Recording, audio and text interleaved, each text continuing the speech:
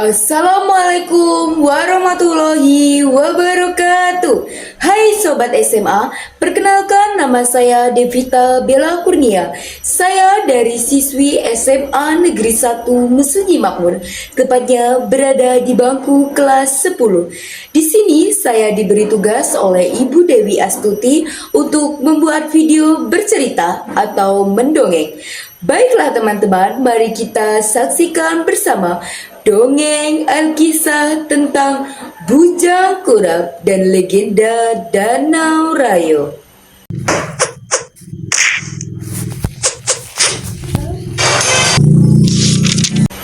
Alkisah Bujang Kurap dan legenda Danau Rayo. Danau Rayo merupakan salah satu wisata di Provinsi Sumatera Selatan yang berada di kawasan hutan lindung Kabupaten Musirawa, tepatnya di Desa Sungai Jernih, Kecamatan Muara Rupi. Danau Rayo memiliki luas 100 hektar dengan panorama yang indah dan air yang jernih. Danau ini banyak ditemukan ikan dengan jenis koi kuning, ikan arwana, dan ikan buntal. Namun, siapa yang nyangka di balik kejernihan airnya, danau ini memiliki legenda masyhur bernama Bujang Kurap. Pada zaman dahulu, ada seorang pemuda tampan dan sakti mantraguna. Salah satu kesaktiannya, ia dapat mengubah wajah pria tampan menjadi pemuda buruk rupa. Kesaktiannya ini ia lakukan untuk mengetahui sikap seseorang yang hanya menilai seseorang melalui fisiknya, bukan dari kebaikan hatinya.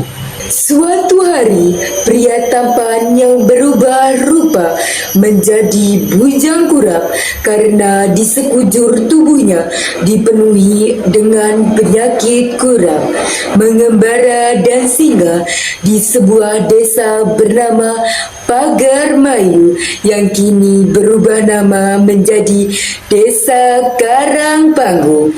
Saat itu, Desa Pagarmayu telah digelar pesta rakyat.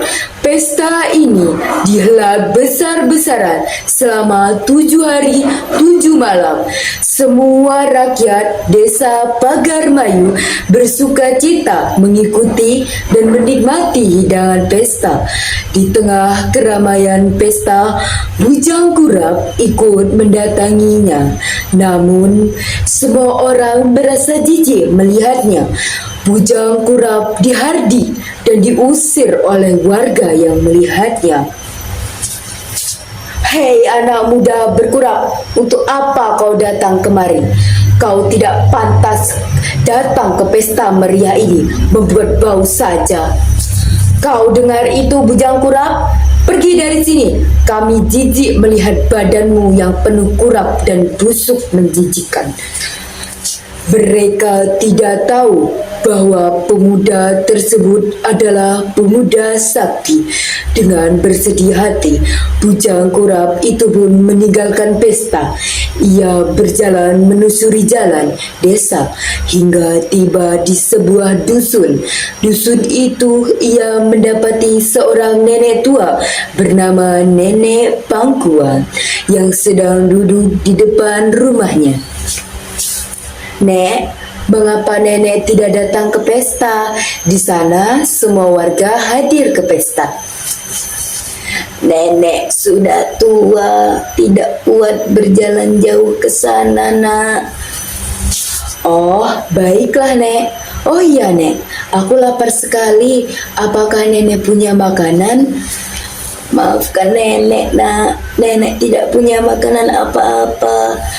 Pemuda itu pun segera mengeluarkan kesaktiannya. Ajaib, hanya dengan mengejamkan mata, aneka makanan lezat tersaji di tikar. Tak perlu khawatir, Nek. Jika mau di tikar samping nenek sudah ada makanan. Nenek Bangkuang kaget melihat makanan enak tersaji di tikar. "Mari Nek, kita makan bersama." Sang nenek yang sudah lapar karena tidak punya makanan akhirnya ikut makan bersama Bujang Kurap. Setelah makan, Bujang Kurap meminjam sebuah pisau untuk membuat rakit.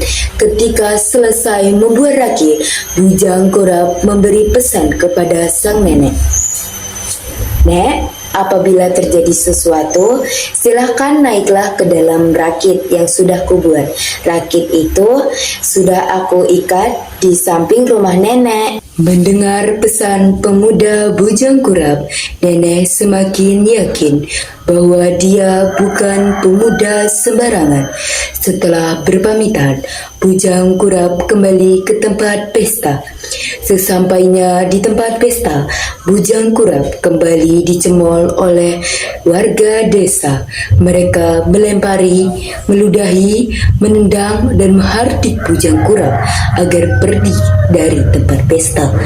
Mendapat penghinaan tersebut, akhirnya Bujang Kurap naik darah. Ia menantang warga desa. Ditancapkannya 7 helai lidi di tanah di dekat kakinya. "Hai orang-orang sombong, jika kalian berhasil mencabut lidi yang kutancapkan ini, maka kalian boleh mengusirku di tempat ini." Semua warga pun tertawa dan ikut mengejek mendengar tantangan dari Bujang Kurap. "Hais, banyak cakap kau Bujang busuk, hanya mencabut lidi ini kan permainan anak kecil." Setelah ia mengejek, ia pun berjalan dan mencabut lidi di depan Bujang Kurap. Akan tetapi, dengan susah payah, ternyata dia tidak berhasil mencabutnya. "Biar aku saja, lidi macam ini tidak bisa mencabutnya." Ya, warga berikutnya pun tidak berhasil mencabut lidi tersebut. Berulang kali mereka mencoba, namun anehnya tak satu pun yang berhasil. Semuanya kewalahan dan akhirnya menyerah. "Mencabut lidi saja kalian tidak mampu, tapi sifat sombong kalian setinggi langit." Dengan mengucap mantra, Bujang Kurap pun mencabut lidi tersebut. Dan hanya sekali cabut, lidi yang tertancap bisa lepas. Namun satu persatu lidi tersebut dicabut. Air deras muncul dari permukaan tanah, tambah deras hingga membanjiri tempat pesta. Warga pun berlarian menyelamatkan diri. Air semakin deras dan deras. Dalam waktu sebentar, banjir deras telah menenggelamkan rumah dan harta benda mereka. Hanya sang nenek yang selamat karena naik rakit yang dibuat oleh Bujang Kurap. Sementara Bujang Kurap sendiri telah pergi entah kemana. Uapan air yang menjadi genangan luas kini dinamakan Danau Rayo atau Danau Besar. Sementara desa yang semula bernama Desa Pagarmayu kini berganti dengan Desa Karangpanggung atau Panggung yang Karang. Kini, keindahan Danau Rayo menjadi daya tarik untuk wisatawan domestik maupun mancanegara. Legenda ini mengajarkan kita agar selalu menghargai dan menghormati orang lain, tidak berperilaku sombong, serta tidak menilai orang lain dari bentuk fisiknya, melainkan dari kebaikan hatinya.